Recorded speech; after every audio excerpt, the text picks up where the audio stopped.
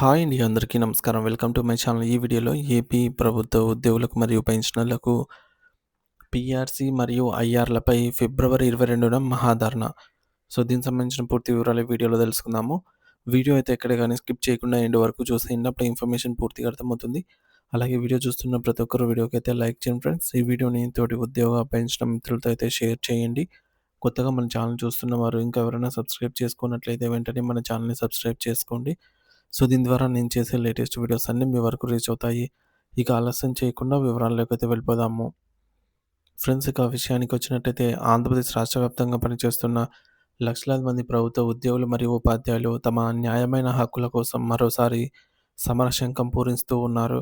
ఫిబ్రవరి 20వ తేదీ నాటికి ప్రభుత్వం స్పందించకపోతే పెండింగ్‌లో ఉన్న డీఏ బకాయిలు మరియు కొత్త పీఆర్సీ అమలు కోసం రాష్ట్ర వ్యాప్తంగా ఒక భారీ ఉద్యమాన్ని చేపట్టాలని ఉద్యోగ సంఘాలు ప్రాథమికంగా అయితే నిర్ణయించుకున్నాయి. మరి దీని అర్థం ఏమిటంటే కేవలం వినతి పత్రాలకే పరిమితం కాకుండా క్షేత్రస్థాయిలో తమ నిరసనను గట్టిగా వినిపించాలని వారు భావిస్తున్నారు. అయితే తాజా పరిణామాల ప్రకారం ఈ ఉద్యమ కార్యాచరణను ఫిబ్రవరి 22వ తేదీ నుండి అధికారికంగా మరియు అత్యంత ఉధృతంగా ప్రారంభించాలని ఉద్యోగ నేతలు పిలుపునిచ్చారు. ఈ తేదీని ఎంచుకోవడంలో ఉద్దేశ్యం ఏమిటంటే అప్పటికి ప్రభుత్వం తమ డిమాండ్లపై ఎలాంటి చర్యలు తీసుకోకపోతే ఇకపై ప్రత్యక్ష పోరాటమే శరణ్యమని వారు నిర్ణయించుకోవడమే ఈ ఫిబ్రవరి 22 అనేది రాష్ట్ర ప్రభుత్వ ఉద్యోగుల చరిత్రలో ఒక కీలకమైన మలుపుగా మారబోతోంది. మరి ఈ పోరాటం కేవలం ప్రస్తుతం విధుల్లో ఉన్న ఉద్యోగులకే పరిమితం కాదు. పదవీ విరమణ పొంది ఆర్థిక ఇబ్బందుల్లో ఉన్న పెన్షనర్లను కూడా ఇందులో భాగస్వాములను చేస్తున్నారు. ఈ మేరకు రాష్ట్ర వ్యాప్తంగా ఉన్న ప్రతి జిల్లా, మండలం మరియు గ్రామ స్థాయిలోని ఉద్యోగ, ఉపాధ్యాయ మరియు పెన్షనర్ల సంఘాలకు ఇప్పటికే స్పష్టమైన సమాచారం మరియు ఆదేశాలు వెళ్ళాయి.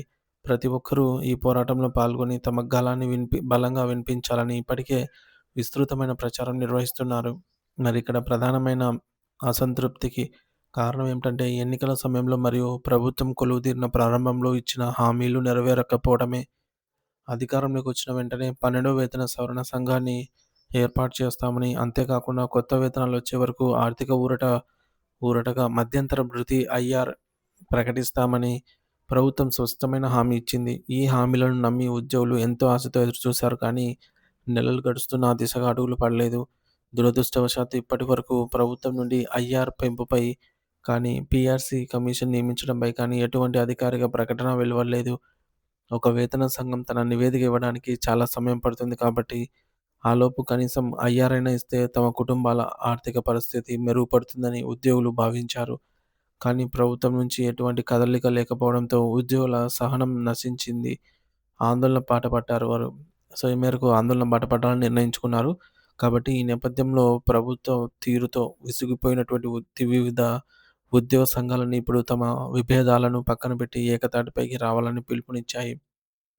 వేర్వేరుగా పోరాటం చేయటం కంటే ఆహ్, రాష్ట్రంలో ఉన్నటువంటి అన్ని చిన్న మరియు పెద్ద పెద్ద సంఘాలన్నీ కలిసికట్టుగా ఉంటేనే ప్రభుత్వంపై తీవ్రమైన ఒత్తిడి తీసుకురాగలము అని నేతలు భావిస్తున్నారు.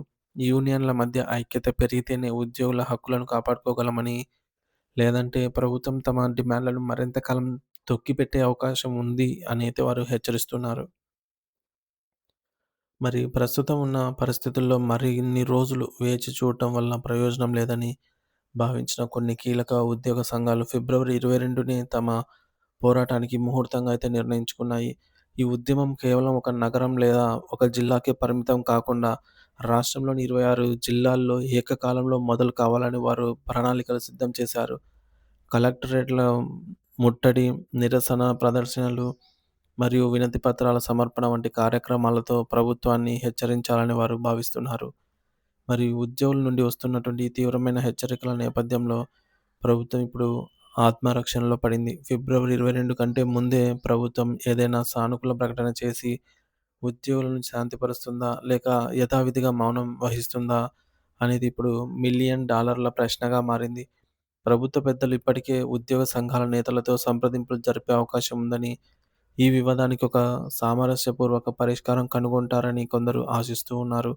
మరి ఏదేమైనప్పటికీ ప్రస్తుతం ఉన్న సమాచారం ప్రకారం ఫిబ్రవరి 22వ తేదీన ఆంధ్రప్రదేశ్ రాష్ట్ర వ్యాప్తంగా ఉద్యోగుల ఆందోళన జరపడం దాదాపు ఖాయంగా అయితే కనిపిస్తోంది.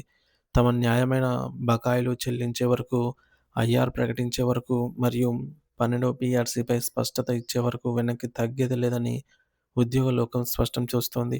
మరి ఈ ఆందోళన ఏ స్థాయికి చేరుకుంటుంది? మరియు రాష్ట్ర వ్యాప్తంగా పరిపాలనపై దీని ప్రభావం ఎలా ఉంటుందో వేచి చూడాలి.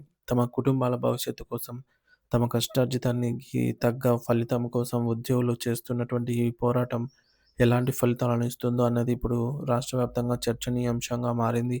ప్రతి జిల్లా కేంద్రాల్లోనూ ధర్నాలు, నిరసనలు మిన్నంటేలాగా ఉద్యోగ సంఘాలు తమ శ్రేణులను సమాయత్తం చేస్తున్నాయి.